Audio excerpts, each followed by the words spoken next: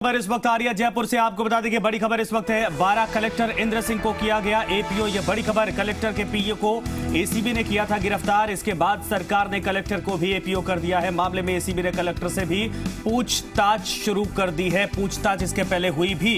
भरत, जिस बात को लेकर पहले संदेह जताया जा रहा था 1,40,000 की रिश्वत का वो पूरी रकम, क्या वाकई में डीएम तक ये जांच की आंच पहुंच गई है?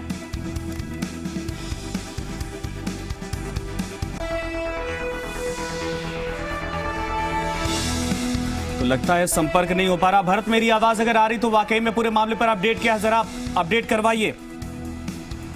देखिए, निश्चित रूप से कलेक्टर तक ये आंच पहुंच चुकी है, क्योंकि आज जिस तरह से एसीबी ने कार्रवाई की है, कलेक्टर के पीए महावीर नागर को रिश्वत लेते उन्हें रंगे हाथों गिरफ्तार किया था।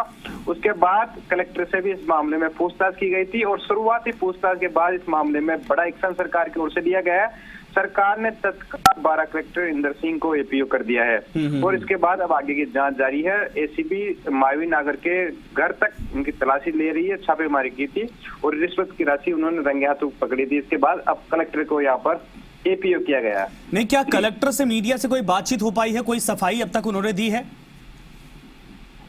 देखिए, अभी तक मीडिया से बातचीत नहीं हुई है। इससे पहले कलेक्टर के कार्यालय में जब छापेमारी जारी थी, कलेक्टर से पूछताछ हुई थी, तब मीडिया को भी बाहर रोका गया था। लेकिन सूत्रों से हमें जानकारी मिली है कि उस समय कलेक्टर से भी पूछताछ हुई थी और इस मामले में उनकी भी भूमिका सामने आने के बाद अब सरकार ने तत्काल उन्हें किसी भी तरह की मोहलत नहीं दी है और तत्काल आज बड़ा मैसेज दिया और कलेक्टर को एपीओ कर दिया गया है।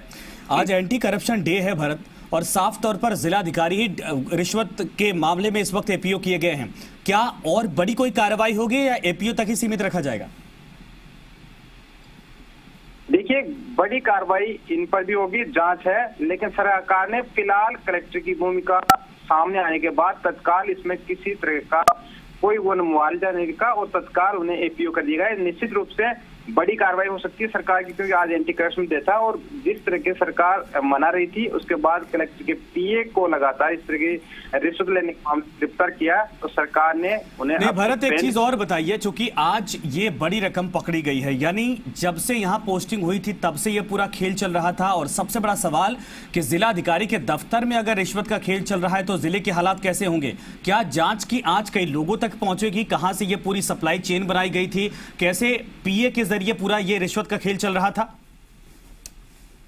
देखिए, निश्चित रूप से इस मामले की अगर तह तक जाएंगे, कई लोग इसमें और भी चपेट में आएंगे, क्योंकि कलेक्टर का पीए खुद रिश्वत ले रहा था। निश्चित रूप से कलेक्टर की भूमिका भी इसमें संदिग्ध नजर आती है। उसके साथ ही उनके अन्य जो मातहत कर्मचारी है वह भी इस मामले में जरूर लिप्त पाए जा सकते हैं। इस मामले में एसीबी ने कार्रवाई की और अन्य लोगों तक भी जब जांच होगी तो उनकी भी भूमिका स्पष्ट रूप से इसमें सामने आएगी। लेकिन जिस तरह से कलेक्टर के कार्यालय का पीए खुद इस मामले में इन्वॉल्व है, तो निश्चित रूप से ये बड़ी चिंताजनक स्थिति, किस तरह से जिले में कामकाज हो रहा होगा और इस पर ये सवाल खड़े होते हैं। लेकिन सरकार ने तत्काल उन्हें वहां से एपीओ अब कर दिया है।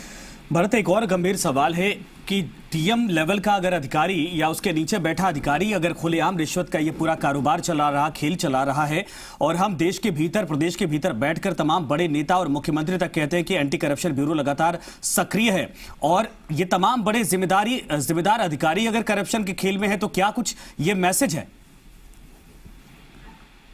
देखिए, सरकार ने तो स्पष्ट रूप से अपनी गाइडलाइन भी दे रखी है और कलेक्टर अधिकारी को निर्देश भी दे रखे हैं कि सरकार चाहती है कि आम जनता तक उनकी योजनाएं पहुंचे, पारदर्शी रहे। लेकिन जिस तरह से जिले का मुखिया, जिसको कलेक्टर को माना जाता है, लेकिन उसके पीए और उसके मातहत अधिकारी इस तरह से भ्रष्टाचार में लिप्त है, तो निश्चित रूप से सरकार की जो गुड गवर्नेंस की योजनाएं आम जनता तक वो आसानी से नहीं पहुंच पा रही। उसमें हर स्तर से लोग मिले हुए हैं और आज जब एसीबी ने खुद इसका खुलासा किया, कलेक्टर के पीए को महावीर नागर को खुद रंगे हाथों गिरफ्तार किया और कई जिलों में इस तरह की कार्रवाइयां हुई है, लेकिन सीएम ने खुद निर्देश दे रखे लगातार इन कार्रवाई को बढ़ाई जाए, उनके डैमेज। अच्छा, इस पूरी कार्रवाई के बाद एसीबी ने कुछ कहा?